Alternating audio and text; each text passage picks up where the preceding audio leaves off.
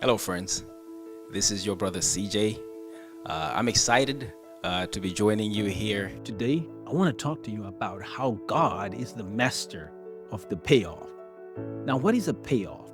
Well, as a business owner, the thing that make people buy from you is not what you sell, but the payoff when they buy what you sell.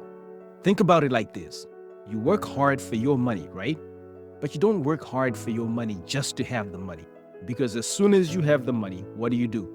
You pay for things that you want with your money, right? It's those things that you want that are the payoff. The time with your family, in safe and luxurious surroundings, the freedom to do what you desire, at least for a while, right? So, if you want to be the master at selling your goods, service, or products, you have to get really good at describing the payoff to your customers, the payoff that your customers get when they buy from you.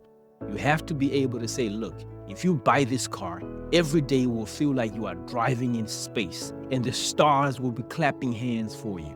Now, we all know that no one yet drives cars in space, right?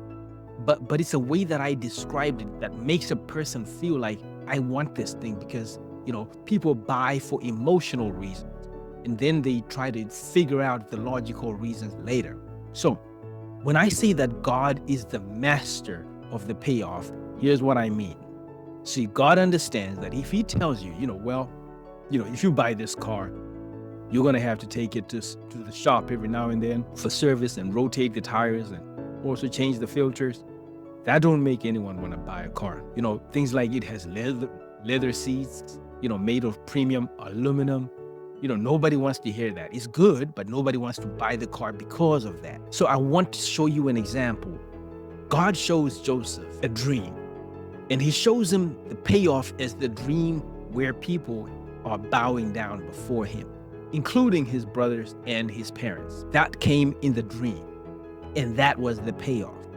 And as soon as Joseph believed it, the plan started off like this. His brothers, first of all, didn't like it. So they plotted to kill him. He was sold to the merchants eventually.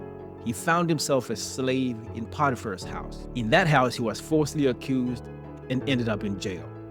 He seemed to be forgotten in jail until a gentleman whose dream he had interpreted remembered him and told about him to the king. The king summoned him to fix a problem that no one else but he was created to fix. And when he fixed that problem, he became the most powerful person in Egypt, second only to the king. Now, if God had told him, look, once you believe this, this is what will happen to you, Joseph would have said, absolutely not. So when you look at many stories in the Bible, they're just like this. God says to Gideon, you are the mighty man of valor. And Gideon don't even know that he's about to lead a whole army if he accepts this title, right? Jesus says, let us go over to the other side. The disciples don't know that going to the other side means that they're going to go through a storm, right? God is always focused on the payoff, but never says the details. That's why God is the most successful at doing sales. And if you want to sell like God sells, then you need to get really good at showing people what is the benefit of doing business with you. How will they feel after they do business with you? What will they look like? And if you do that and learn to describe that successfully and beautifully, you will sell till you have nothing left to sell. And I mean fast. It's your brother, CJ. I'll see you again tomorrow.